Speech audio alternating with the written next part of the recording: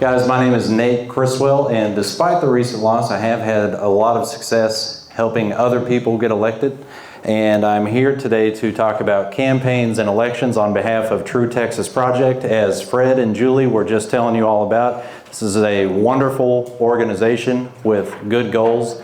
One more thing, guys, if you would please hold all questions until the very end. I'm making up for some time from the previous speaker, and that's fine. Today we're going to discuss how can I help others run for office, what does it take to run for office, and how can I work elections.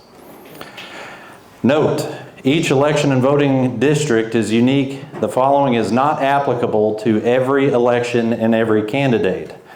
Also, the following information contained within this presentation is not legal or financial advice. My attorney made me put that in there. Got to get that out of the way. So why should you care about campaigns and elections? I believe that if the people in this room and the people in each of your networks get involved, we can restore control of this country to we the people. And we all have a part to play, and you have to find where you fit in. Now you may say, well, look, I'm not very extroverted, I can't go knock doors, whatever. There is a place for you. You just got to get plugged into the organization and find where that is. It may be sticking envelopes, or stuffing envelopes rather, might be licking stamps, but there is something that everybody can do. One of the most important parts of running an election is the campaign data. One of the first things you should look at is who voted in this last election. If you're going to run for, let's say, Frisco ISD, you need to identify the voters that participated in the last Frisco ISD election, because you want to target the correct people. Gather data everywhere. What I mean by that is when you're out talking to voters and you come across someone, they say, hey, I love your campaign, I love your message, I love what you're talking about. Capture some data from them. Get their cell phone, pull out your phone. Hey, man, put your phone number in here. Give me your email. You want to capture data everywhere, and that will come in handy whenever it's time to get out the vote. And when it's time to fundraise and do basically everything in the campaign.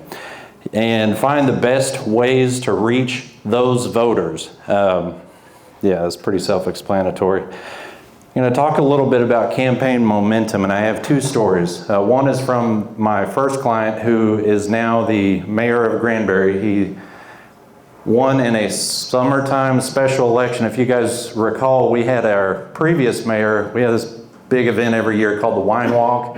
Our mayor participated in the wine pretty heavily, got behind the wheel of his red Corvette, caught his 4th DWI, and forced a summertime special election. Now, at the start of that, our mayor pro tem at the time was like the next in line, so to speak. He even told me those words one time. He said, I am next in line to be the mayor. So we knew that that guy was awful. And we recruited a candidate by the name of Jim Jarrett. He came from a Fortune 100 company, or several of them rather, and he had the money and the time on his hands to put into this summertime special election. In about 34 days, we took the city of Granbury from who is Jim Jarrett to hello, Mr. Mayor, right? And we did that through momentum. We'll talk a little bit more about that. Also, the Granbury ISD, if you are tuned into the DFW Metroplex outlets, you've probably seen some scandals come out of Granbury ISD. A couple of years ago, they were pushing a $500 million bond.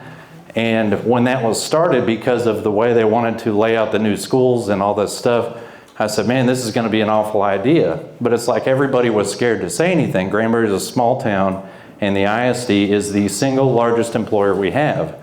Everyone was thinking it, but it just took somebody willing to get out on the dance floor first, right?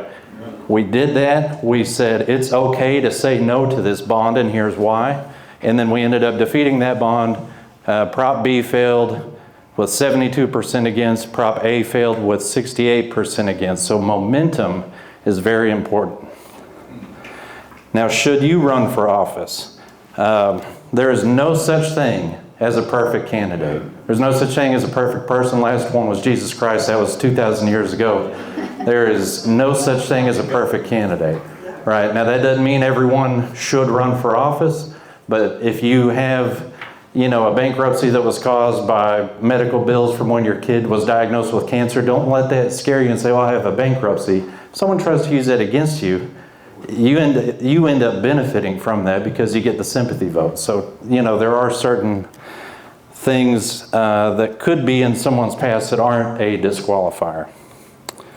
What does it take to win? Number one, spouse and family support. Anytime I talk to a client and they say, well, my wife's not really on board, I say, go ahead and get out. Yeah. Number one, it's not worth your marriage. Number two, if she's not fully behind you or he's not fully behind you, if it's the wife, there's no point in doing this, right? You can't do it without your spouse and family support. Preparation and planning, consistent messaging. We'll talk a little bit more about these here in a minute. Money, both yours and other people's. And then grit and determination. Running for office is one of the single most grueling tasks that anyone in America can undertake. Your entire life is put under the microscope. It'll put stresses on your finances, on your family, on your friends, on your social relationships, on your place of employment. It will put you under more stress than you've probably ever experienced, and in a way that is unlike any other experience one could have.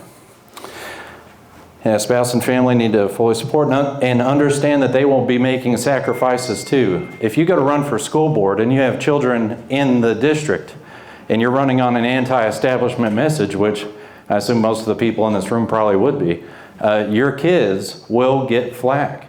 Your kids will get flack from their teachers, from their peers, and I'm not saying this to scare you. I'm just saying this to let you know what you or a friend would be getting into should you decide to run for office.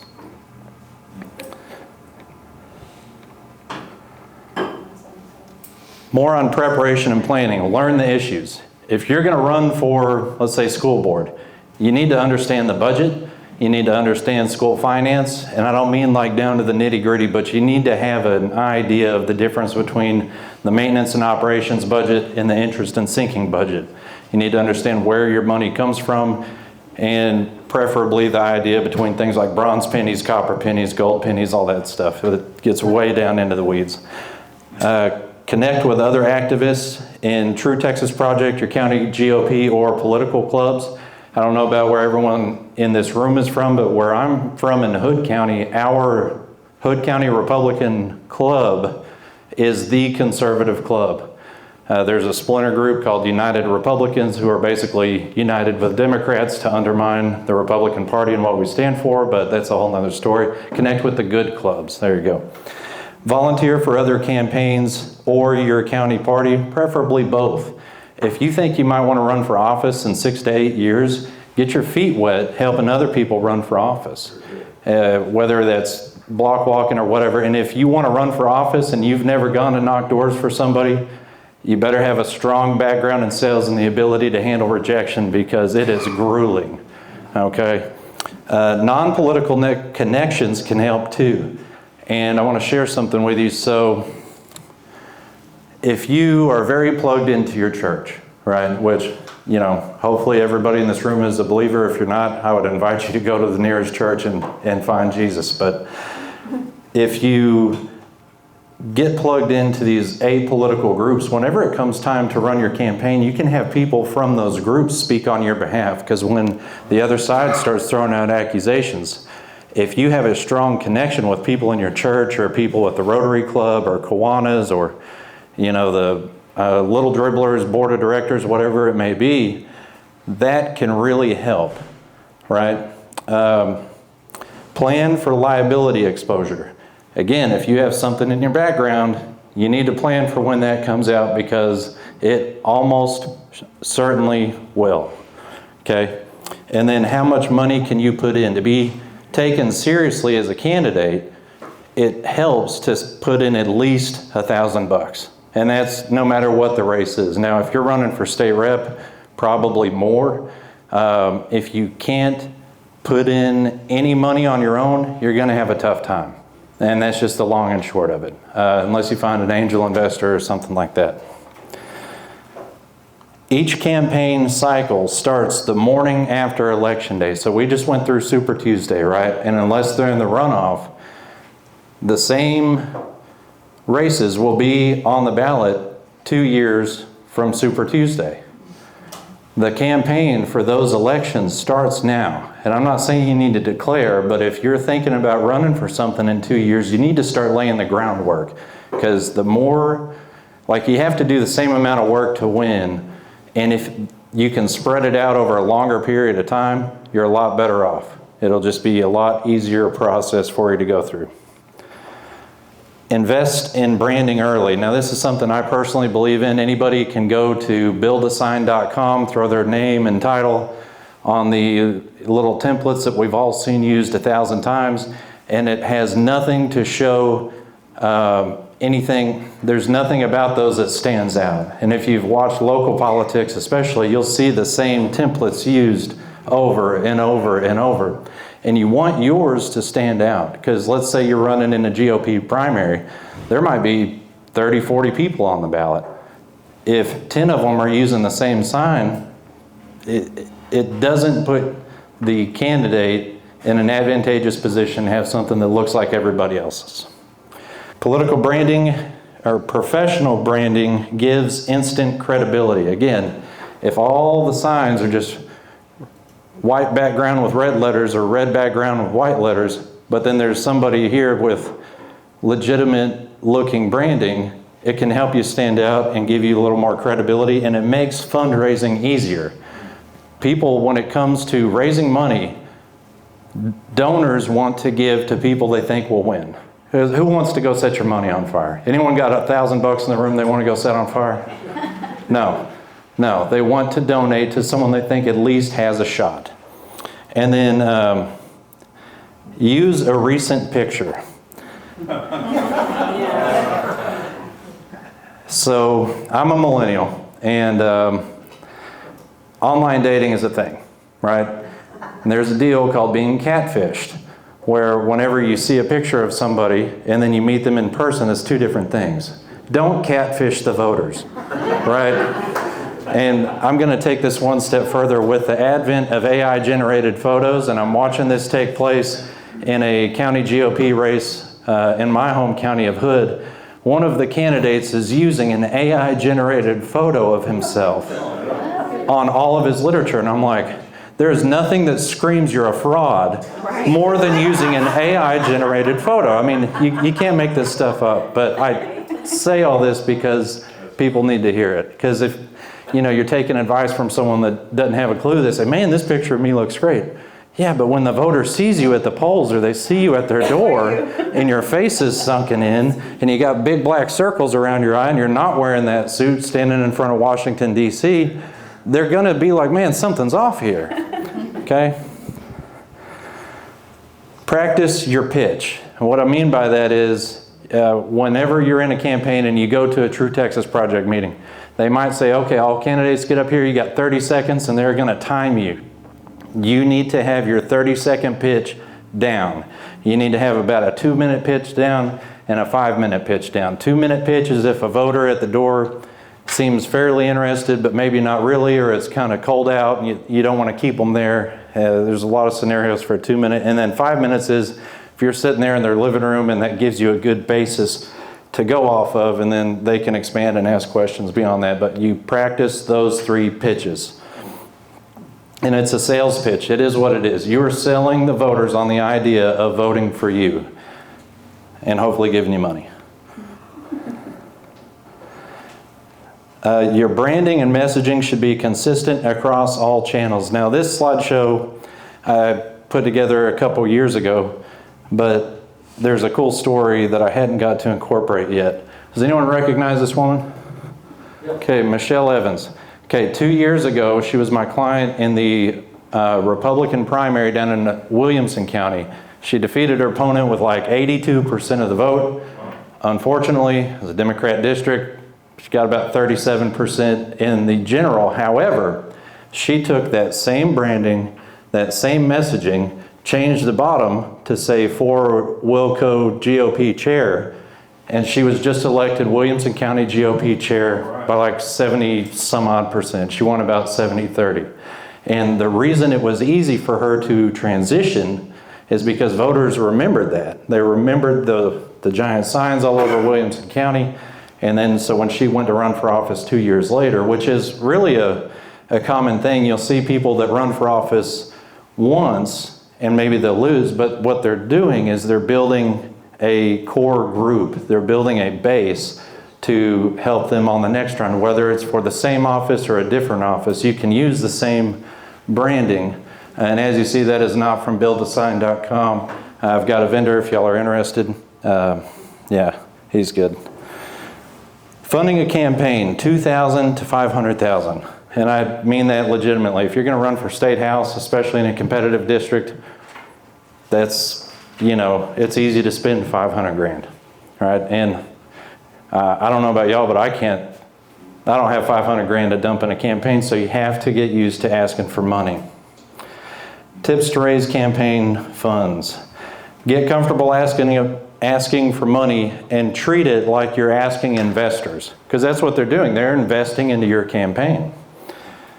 Have tangible material with you. That goes back to the branding and messaging early. If you know that the incumbent, let's use Frederick Frazier, guy that's been forced into a runoff, you know, has unscrupulous background stuff. He was dishonorably discharged, blah, blah, blah. And the woman running against him, Carissa Richardson, she is a successful business owner, you know, blah, blah, blah. If you have all that to give to the donors, especially early on, they're going to be like, man, this guy came prepared. And think about it like this. If you're walking into a bank asking for a business loan, if you walk in and say, hey, I want to open up a bait and tackle shop in the middle of Arizona, nowhere near a lake, you know, they're going to be like, well, there's the door. We'll see you later. But if you go in there and you say, hey, here's a business plan, here's my projections, here's what I think it's going to cost, you know, blah, blah, blah, it's a lot easier to get them to say yes. Explain why you need the funds. For people, especially if they're first-time political donors, they don't understand that it takes money to do all this. I mean, they know that there's a lot of money being spent, but they don't know exactly where it goes to. And if they're disaffected and think, well, it just goes into pad pockets of the second cousins of the candidate or whatever, you need to explain to them that, look, I have 5,000 targeted voters, and we need to send 3 rounds of mail, you know, 500 yard signs, blah, blah, blah, and you give them the breakdown as you would a business plan. It opens them up mentally to donate. Draw out your path to victory. You say, hey, here's where we're starting, here's what we're going to do, and here's hopefully where we end up. Learn to accept rejection. I was blessed years ago, I didn't realize it at the time, but I was blessed with selling door to door. I was in a position, I just got out of the Navy, I was living with like 3 roommates and a dog in a 1-bedroom apartment, and it was, I need a job, and my buddy said, hey, you can come make money with me selling door to door, we pay $15 an hour plus commission, blah, blah, blah. I was a total introvert, believe it or not, like I was a total introvert, but I got in a position where it was I can sell or starve, and I'm very hungry right now. Right. So you kind of get over that. And I was selling a competitor to True Green who was rated F by the Better Business Bureau based out of Canada first. I left them when I realized who I was working for, but that's where I got started. That's kind of where I broke out. Yeah, so funny, thank you. Learn to accept rejection. I cannot stress that enough. And if you're thinking about running for office, if you go work for other people's campaigns, especially if they're a lightning rod, you will learn to accept rejection. And very briefly, I try not to get too much into the weeds, but if you're going to knock at someone's door and they open the door and they say, forget you, I hate your candidate, blah, blah, blah, and slam the door in your face, they gave you negative energy, right? You take that negative energy, you leave it right there on that doorstep where they gave it to you, you put a smile on your face because there's Ring doorbell cameras and everyone's watching, and you turn around and you walk to the next door with a smile on your face, right? You have to learn to accept rejection, especially if you're going to be the candidate yourself. Campaign lesson, strike while the iron is hot. I'm going to make this next part very brief because we are making up for time.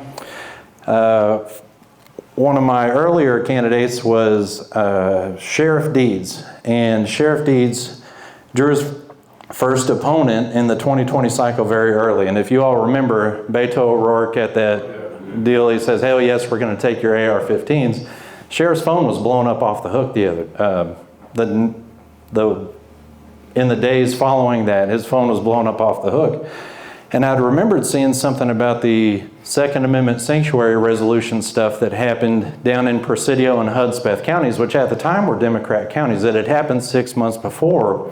And I saw it when it happened, and I was like, why isn't this being replicated, right?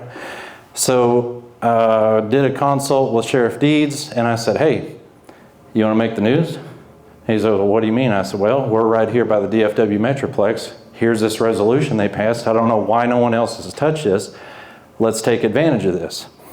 So we did, and we got all kinds of free press. The left said we were jeopardizing America. The right was patting us on the back. It got replicated by many, many counties across the state, several more hundred across the country. And in that next legislative session, we did get constitutional carry out of it. Now, I'm not saying that that caused it, but this goes back to the momentum. Right? When you have 100 counties in Texas pass a resolution saying, this is a Second Amendment sanctuary, we're not taking any more of your unconstitutional gun laws. So was it a political stunt? Yes. Did we resurrect a movement? Yes, again. Did we get constitutional carry during the next legislative session? Also, yes. This is where a political stunt, thank you. And people at the time, they were saying, it's a political stunt. And I didn't say it publicly, but I was like, yeah, it is. You know, but I knew what the end goal was, right? So, Ronald Reagan, there is no limit to the amount of good you can do if you don't care who gets the credit. This is something I kind of live by. If you Google my name, please don't do it right now, but if you Google my name, you'll see all kinds of stories. Most recently, the Daily Beast. You know, the things that I do for the movement, I don't do for credit, right? It's about doing the right thing to try to help us take back this country. If you take your ego out of it, you can achieve a lot more than if it's all about you, or your legacy. How many of you people have seen establishment hacks that are worried about getting their name on a bridge somewhere or having a school named after them? If you take the ego out of it, and if you find candidates to support that take the ego out of it, we can do a lot more good for this country. Amen. Take care of your volunteers. If you're a candidate, and you have someone that says, hey, I want a block walk for you $20 an hour, or I'm sorry, 20 hours a week, and I'm going to do it for free. You take care of that person. If they need something, when you send them to the field, make sure they have sunscreen, make sure they have water, make sure they have some kind of trail mix, buy their lunch if you can't afford it. And if you can't afford it, you need to get better at raising money. Take care of your volunteers, because your volunteers can make the absolute difference. And we're seeing this right now. There's a race going on to unseat the chair of Calendars Committee, Stephanie Click. David Lowe, the challenger, which he ran 2 years ago, right, and had a runoff, but the margin leading into the runoff wasn't close. He's now within 2 points, right, 48%, 46%. Most of his work being done is done by volunteers. You think he's taking care of them or treating them like trash? You take care of your volunteers. I cannot stress that enough. Energy flows from the candidate. This is one of the reasons why I tell people during consultations, I say, I don't care if you hire me, but you need to hire somebody. Because if the candidate is in a bad mental space and they can't handle rejection, they have all this stuff going on, outside stressors that they're having trouble coping with, that affects the way they treat people. That affects the way they present at the door. That affects their aura, if you will. That affects their presence. Energy flows from the candidate. As a candidate, you need to be sure that anytime you're out talking to somebody or even text messaging or emailing, you are in a good headspace. And if you're not, stay home. Yes. Stay home. There have been times when I've told candidates that have stuff going on, they're running, and then some type of thing happens in their home life or whatever. I say, take the day off. It's better for you to not go to the door with that negative energy. Work through what you got to work through as fast as you can, and then get back out there. And that goes for any salesperson. Yes. It's hard to beat good old-fashioned door knocking. That's pretty self-explanatory. A lot of people put too much stock into social media, especially in local races. It is very difficult to beat going to the door, you look the voter in the eye, you shake their hand, you tell them what you're going to do for them, and then you leave, right? After you ask for their vote and money. Especially nowadays, a lot of people, they put no solicitors. 2 ears, 1 mouth. When you're out knocking doors, you need to be listening more than you are talking. You should have a script, which I can't get into in this presentation, but you need to do a lot of listening. If they go to interrupt you, let them interrupt you to a point, right? Don't let them talk to you for 30 minutes about something ending the Federal Reserve when you're running for a county commissioner. That's 2 different deals, but for the most part, 2 ears, 1 mouth. Keep your emotions in check. If you are prone to outbursts, or if you, here's one. If you take any medication, I'm not judging anybody, but if you take medication for some type of mental condition, whether that's depression, whatever, do not stop taking it in the middle of your election. Okay? I say that for a reason. Always campaign like you're losing. The worst thing you can do is think, oh, everybody in town knows me, I have it. Those are famous last words. Everybody knows me. I don't need to get out there. I'll just do a couple rounds of mail. No, I'm not going to go knock doors. I'll put out 5 or 10 signs in a huge county. No. Biggest mistake you can make is taking it for granted. So don't take anything for granted. Everything can change in an instant. Now let's go back to having some type of liability that you're worried about coming out. You could be having a great campaign and it feels like you're ahead. If you're doing polling, you feel like you're ahead in the polls, blah, blah, blah. That comes out, now what? Everything can change in an instant, so don't take anything for granted and don't let off the gas. Loose lips sink ships. If you're a candidate and you're out knocking doors and someone asks, well, who's your professional fundraiser, or what's your plan to win? What kind of voters are you targeting? Are you targeting 2 R's or 3 R's or no R's, or what's your deal? In the military, we called it operational security. There are people that need to know, like the people that would be donating, and the people in your inner circle. If you have a consigliere or whatever, that's good. But don't go around broadcasting what your next move is, especially on social media, right? If you're going to have an event, whatever, post it, but don't say, hey, in 2 weeks we're going to drop a mailer. Let the mailer hit. Let it hit. Don't post a picture of a mailer before it even gets put out, because especially if it's an attack, they're going to be able to respond before it hits. Most people see it in the mail. New block walkers and volunteers need training. I can't stress this enough. If someone says they're going to block walk for you, you say, are you comfortable doing that? Have you ever done that in a political campaign? If either one of the answers to those are no, you need to train them. And even if the answers are yes, you need to train them on how you want them to block walk. Each candidate and each campaign is different. There are some precinct chairs who, because they're a precinct chair, they can go out and drop literature for 6 candidates at a time. But if someone is knocking for you and another candidate, and maybe there are people who like one but not the other, you don't want to be using them to knock doors for your campaign, and it's like you're tying yourself to that other person, and you get their negatives, and you get the people that don't like them now maybe aren't going to like you because it looks like y'all are running together. Real quick on the 4x4 signs or 4x8s, don't hitch your signs to anybody. Those posts cost about $6. Again, if you can't raise $6 to have your own T-posts, you need to go back to working on that. Signs don't vote and likes don't vote, but they can show momentum. Don't expect to win without any signs, but don't expect signs to win your election. Don't expect to win without a Facebook presence, but don't expect to win on Facebook. I have seen a lot of candidates lose on Facebook. I have yet to see a single candidate win running a Facebook campaign. Be honest to voters. People will ask you the questions they already know the answer to. When people come to my door, and like let's say they're running for school board, I ask them stuff that I already know the answer to see if they're going to lie to me, right? Would you vote for a liar? I think everyone in this room would say no, right? So if somebody asks you a question and you don't know the answer, hey, I'm going to be honest with you. I can't tell you the difference between a copper penny and a bronze penny when it comes to school finance, but let me get your contact information.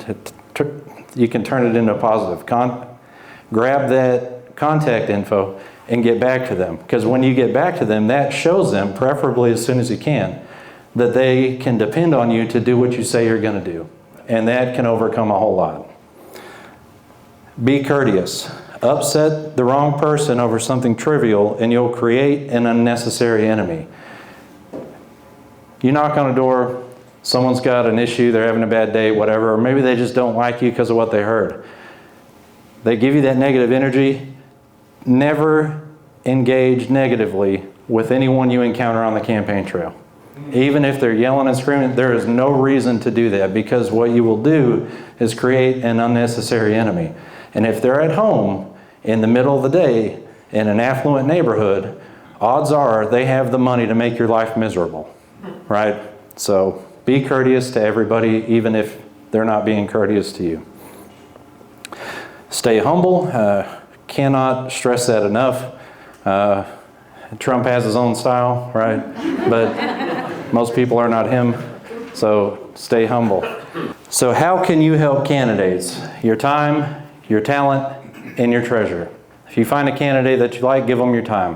Whether that's knocking on doors, whether that's phone banking, whether that's connecting them to a vendor that has a print shop that you know you can get the best deal in town at. Whatever you can do to help that candidate, give them your time.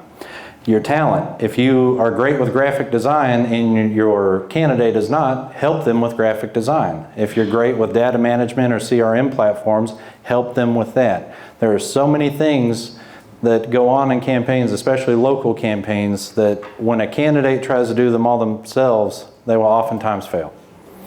Your treasure. Maybe you don't have the time because you work 21 on, 7 off, offshore oil rigs, and you don't have time to do anything because when you're at home you're resting, right? But you make a buttload of money. Give them some money. One of the things I'm trying to implement, and at the local level this can really change a game. $100 from 100 people is $10,000. In a local school board race, that is huge. If you can put together a group of 100 like-minded patriots in your area that are willing to give $100 each time they meet, let's say you meet 4 times a year, that's 40 grand you can inject into the local political scene to help us take back this country. Vetting candidates. Treat it like a job interview. Are they accessible? Are they credible? Do they answer questions directly? If you ask a campaign or a candidate, where'd you go to school? And they say, well, I grew up in such and such, and you know, I drove through the parking lot at Baylor once, so I went to Baylor. You know, well, no, you didn't, right? So they're not credible. Previous political history. It is very easy, especially if you're a precinct chair or know a precinct chair or anyone that has access to GOP data center, to see how they have voted. Just because someone has voted Democrat in the past, for example, 2008, Rush Limbaugh had the deal where he wanted all the Republicans to go vote for Hillary Clinton in the Democrat primary to stop Barack Obama from being the nominee, hopefully, though that didn't work out. If somebody said, yeah, in 2008 I participated in that, cool. If someone says I'm a recent convert, I'm a recovering Democrat, cool. But if they just moved to town and they spent 20 years as a known Democrat on a city council, and then they move to your town saying, well, I'm a Republican now because you're in a Republican town, it's a red flag. Background check, Texas DPS costs about $3 a piece, I think. Doesn't cost much.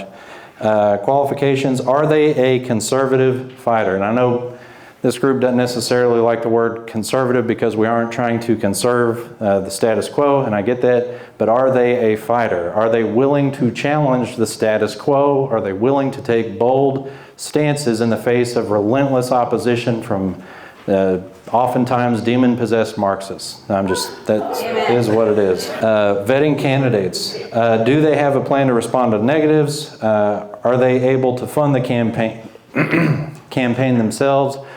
Or are they willing to ask for money? Use your discernment. We've had candidates before that say, yeah, I'll ask for money, and then it comes time to do it and they can't. Or it's not they can't, they don't. They choose not to, right? Use your discernment there. Are they in it for the right reasons? Do they want their name on a bridge, or do they want to help us take this country back? Do they have experience on their campaign team? If they don't, and you have experience campaigning, help them. Are they willing to do the work, and do they have the grit? We've talked about how this has been, how campaigns are very grueling, and it takes a strong internal constitution to put up with it, simply put.